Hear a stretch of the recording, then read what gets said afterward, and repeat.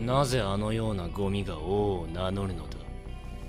人間の世界ではよく見られる現象ですね。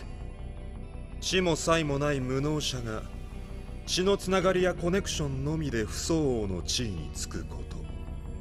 なんという不条理。デクの異性など百害を生むだけ。Dans les mains d'un incompétent, le pouvoir n'apporte rien, mis à part le malheur. Cette citation de Meruem représente parfaitement sa pensée et celle de l'auteur Yoshihiro Togashi. Dans la plupart des mangas, et surtout dans Hunter x Hunter, le pouvoir et la force font tout. Si tu es fort ou si tu as un pouvoir, qu'il soit de persuasion ou politique, tu dois les utiliser afin de poursuivre tes objectifs ou même pour changer le monde. Les personnages forts doivent faire bouger les choses afin qu'elles aillent dans le sens de leurs objectifs et de leur vision du monde. Cependant, la plupart des humains n'ont pas le courage ou l'envie d'utiliser leur pouvoir pour changer les choses, soit par peur des conséquences, soit pour pouvoir rester tranquillement à leur place qui leur convient, notamment pour les hommes politiques. Cette philosophie est complètement à l'opposé de celle de Meruem de Hunter x Hunter. Je vais donc vous expliquer dans cette vidéo pourquoi Meruem pourrait devenir le leader parfait.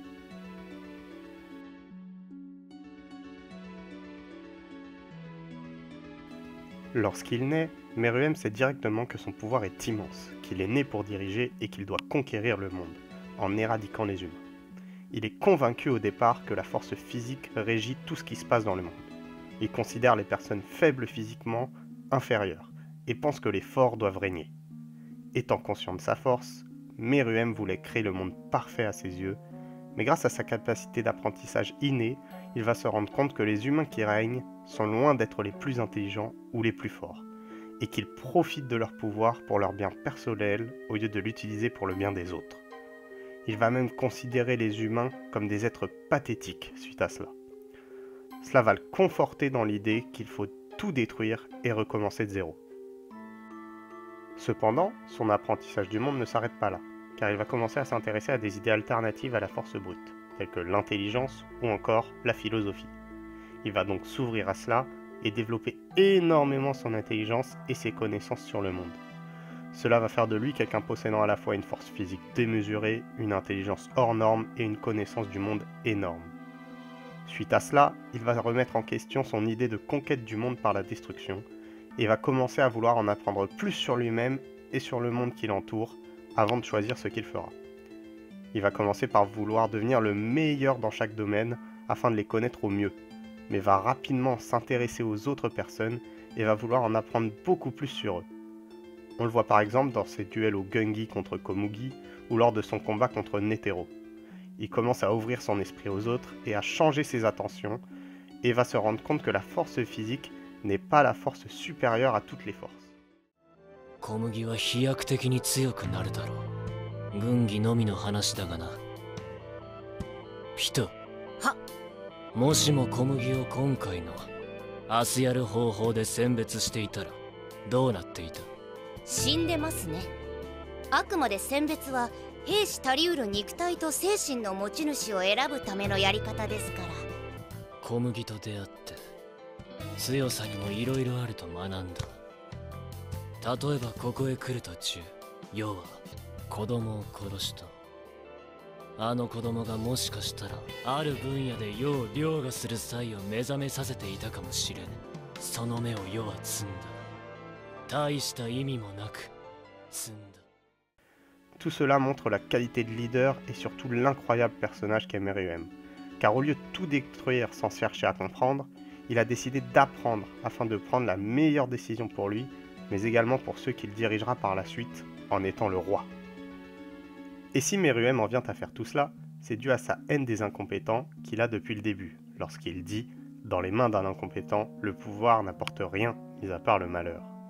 Meruem ne veut pas être considéré comme un leader incompétent qui n'utilise que sa force pour faire plier n'importe qui.